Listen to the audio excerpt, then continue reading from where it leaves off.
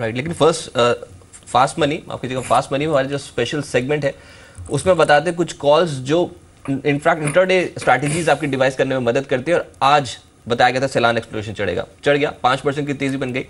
HOEC पे 2% की तेजी के साथ कामकाज हो रहा है, अच्छी तेजी इन दोनों स्टॉक में। और कुछ कॉल्स वेदांता और MTNL जैसे स्टॉक्स में आज मोमेंटम शानदार देखने को मिल रहा है। तो हिट कॉल्स हैं फास्ट मनी की, ग्रीन पावर इंडस्ट्रीज, NIT जैसे स्टॉक्स में मोमेंटम काफी स्ट्रांग देखने को मिल रहा है। मानस, बहुत शुक्रिया आपका हमारे साथ जुड़ने के लिए, और सिद्धार्थ जी आपको भी बहुत शुक्रिया हमारे साथ जुड़ने के लिए, बाजार पे अपनी अप्रोच बताने के लिए। कपिल बाली साहब जुड़ चुके हैं, आप CEO येस्ट इन्वेस्टमेंट के। कपिल जी, स्वागत है आपका जी बिजनेस में। सर, एक तो अब ये बताएं कि इतने स्ट्रॉन्ग स्ट्रेच के बाद अब क्या और खरीदारी बढ़ेगी, क्या लेवल्स एक्सपेक्ट कर रहे हैं सर इंडियन मार्केट्स पे? क्योंकि अब तो मेजर इवेंट्स निकल चुके हैं, लेकिन ECB की बैठक और फेड अनाउंसमेंट कहीं ना कहीं अब ये इंपॉर्टेंट इवेंट्स हैं। गोइंग फॉरवर्ड आपके क्या लेवल्स हैं माइंड में जो इंडियन मार्केट्स अचीव कर सकते हैं? गुड मॉर्निंग जी। तो मैं तो यही कहूँगा कि बजट को सलामी दी है मार्केट ने, और जो इवेंट अवेटेड था और उससे पहले काफ़ी मार्केट में थोड़ा ख़राब था और काफ़ी डिप्रेसिंग सेंटिमेंट्स थे, वो एक अच्छे रैशनल लॉजिकल बजट ने और बहुत अच्छा उसको सपोर्ट किया। और आप उसके चलते देखिए मार्केट ने भी उसको बहुत ही अच्छा रिस्पॉन्ड किया। और यहाँ पे एक देखने वाली बात ये भी है कि लास्ट फ्यू डेज में अगर आप देखें तो ग्लोबल कई मार्केट्स जब नीचे भी रही हैं कुछ दिन, वहाँ इंडियन मार्केट्स ऊपर भी रही है। तो ये कहना कि हमारा इस इवेंट से का इम्पैक्ट कम हो गया है, ये आज प्रूव हो गया कि ये इवेंट अभी भी इम्पॉर्टेंट है। और इसके चलते मैं ये कहूँगा, आपने बिल्कुल सही कहा कि आगे भी कुछ न्यूज़ रहेंगी, जैसे US का रेट का जो भी डिसीजन है। मैं कहूँगा उससे ज़्यादा और भी एक और इम्पॉर्टेंट आएगा, जो मॉनसून आगे आएगा। तो बिकॉज जो बजट में फोकस किया है एग्री डिमांड पे, तो रूरल डिमांड पे, which has a huge impact जो हमारी अपनी डोमेस्टिक कंजम्पशन है। तो अगर वो स्टोरी इस वक्त बरकरार रहती है तो 2016 Indian markets can out perform any market in the world. तो ये 2-3 इवेंट आपने बिल्कुल सही कहा जो फ्यूचर में है। तो इसके चलते अभी काफ़ी हद तक मार्केट चल चुकी है। मेरा मानना है शॉर्ट टर्म में थोड़ा स्टेबल रहेगा, यहीं पे ही थोड़ा वोलेटाइल थोड़ा सा रहता रहेगा, but largely it is a very positive move by the Indian market. जी, लेकिन भाई साहब, एग्जैक्टली स्टॉक सिलेक्शन की थीम क्या होनी चाहिए? हमने देखा कमोडिटीज़ को भागते हुए देखा, और आर्थिक सर्वेक्षण में, इकोनॉमिक सर्वे में कहा गया था 4.5 की CPI की ट्रेजेक्ट्री, बाजार को वो पसंद आया।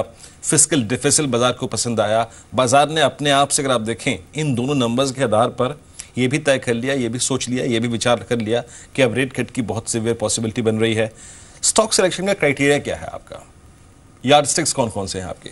आप कमोडिटीज के पुल बैक को खेलेंगे, आप बैंक्स के पुल बैक को खेलेंगे, आप कैपिटल गुड्स के पुल बैक को खेलेंगे, या फिर आप IT, फार्मा, FMCG वहां पे जाएंगे आप?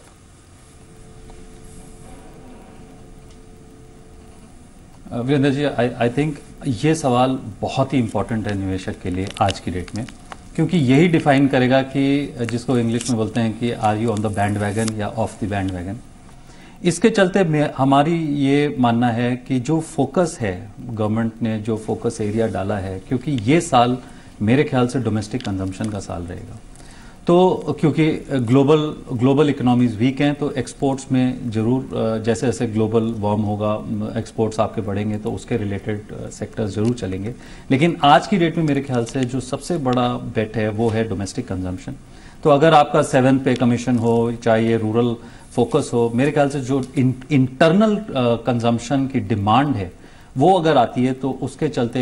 और दूसरा एरिया है जहाँ पे गवर्नमेंट स्पेंडिंग है, वो है इंफ्रा। तो मेरे ख्याल से इंफ्रा जहाँ पे सब सेक्टर्स हैं जो अच्छे वाले, जहाँ पे एग्जीक्यूशन हो भी रहा है, रोड सेक्टर्स हो गए।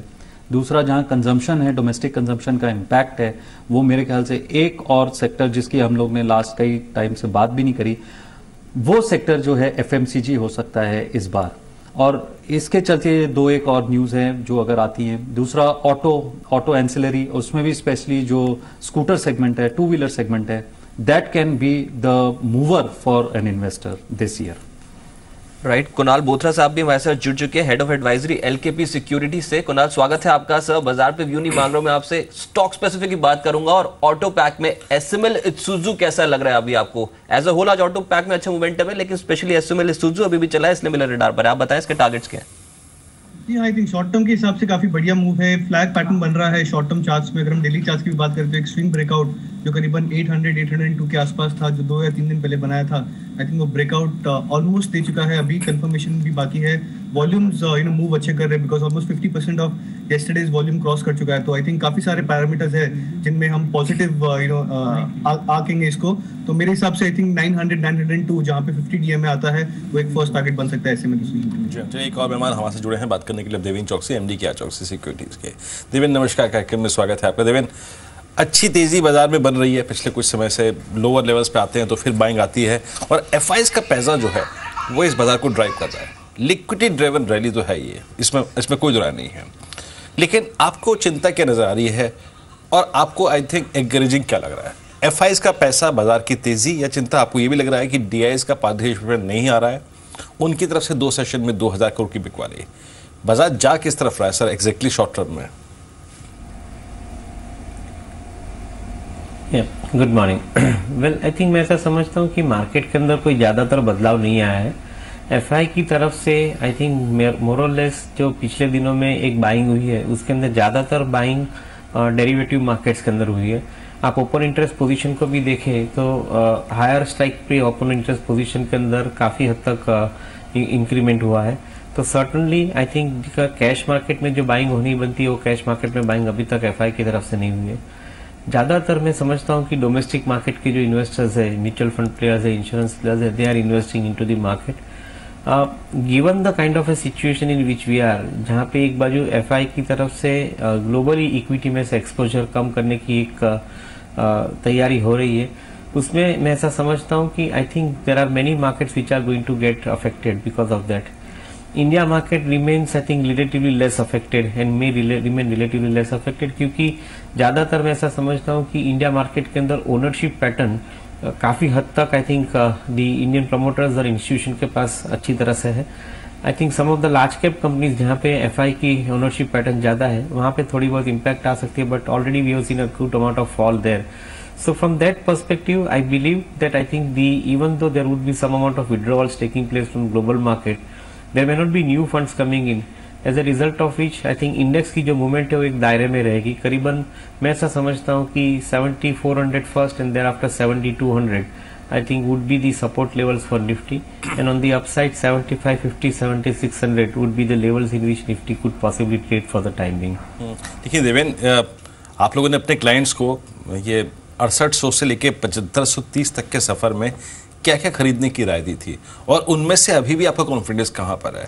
अगर आप थोड़ा सा प्लीज स्टॉक स्पेसिफिक हो जाएं, जहां पर आप लोगों की कवरेज रिपोर्ट्स भी हो, जहां पे आपके पास बोलने के लिए तथ्य भी हो,